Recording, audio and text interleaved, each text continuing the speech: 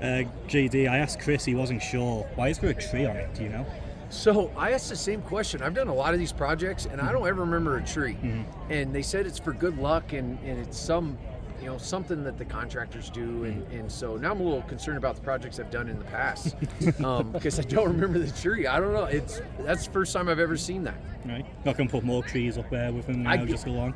Yeah, I guess. I don't know if it's a Northwest thing, but how awesome is the wood? And I mean, we have to be the only stadium that has something like that. And based on what they just told me, we are. And it's going to look really cool once it's finished. How cool has it been to watch this over the last couple of months and really the speed at which it's gone up?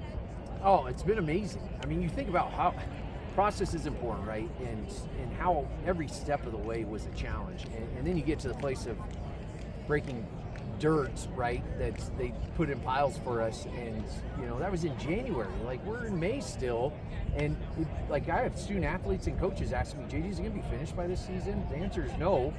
There's a lot of work to do, but they've made a ton of progress. And I'm really proud of our team. I mean, I've told you guys this before. I pivot hard. It's ready and fire. Once we got shovel and ground on that, I'm on to what's next.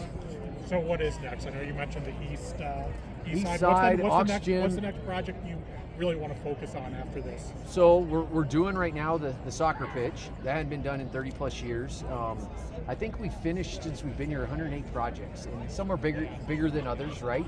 But it's always what's next. So it's the east side of the stadium. We got to figure something out. I hear Bronco Nation. I understand the restrooms. I understand the concourses. This is going to help. If you see the front side by Blameyer, you can see how big the concourse is. At some point, we'll take all of you through, and so you can see the actual project from the inside.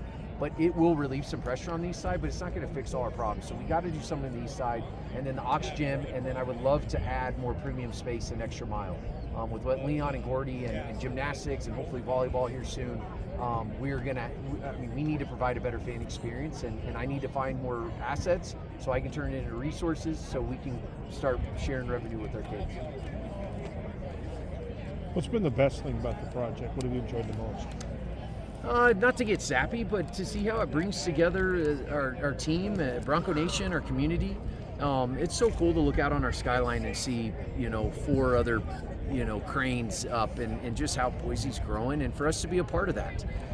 It did take a while to get to this point, and so sometimes I'm not one to look backwards, but you gotta remember where you came from, and it just shows progress, and it shows that it truly does take a team, and for everyone to come together, Nate, Cody, Jordan, Chris, I mean, there's so many people on our team that work on this 24/7. I'm just really grateful for them and proud of the progress we've made.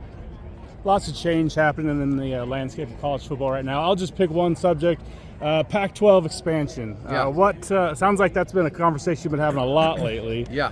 Any comments about when, the timeline or anything? Yeah, not much that I haven't already said publicly. Obviously, we're following a pretty strategic and specific process, and I respect process for the sake of the Pac-12 and my teammates. I won't say much, but what I will tell you is we are making progress.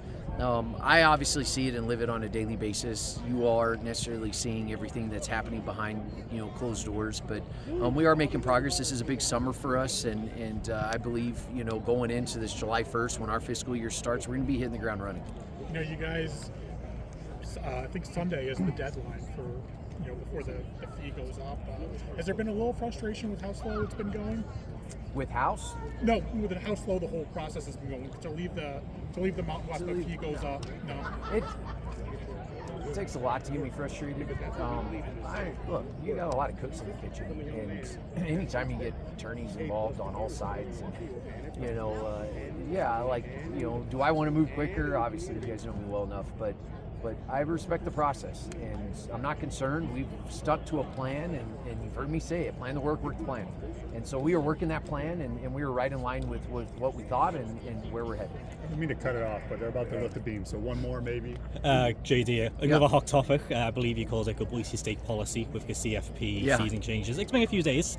I guess just any new thoughts, just what do you think about that whole changing decision?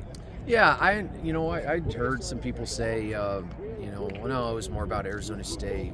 All I can say, guys, is, every media member I spoke to in Arizona talked to me about, now, do you think that they're going to change this rule? There's a piece of me that it's a point of pride. You know, if we're impacting an industry that way, then give us credit. You know, and but at the end of the day, you know, I think this just shows the divide and the lack of unity across our industry, and that's something. It's not rocket science.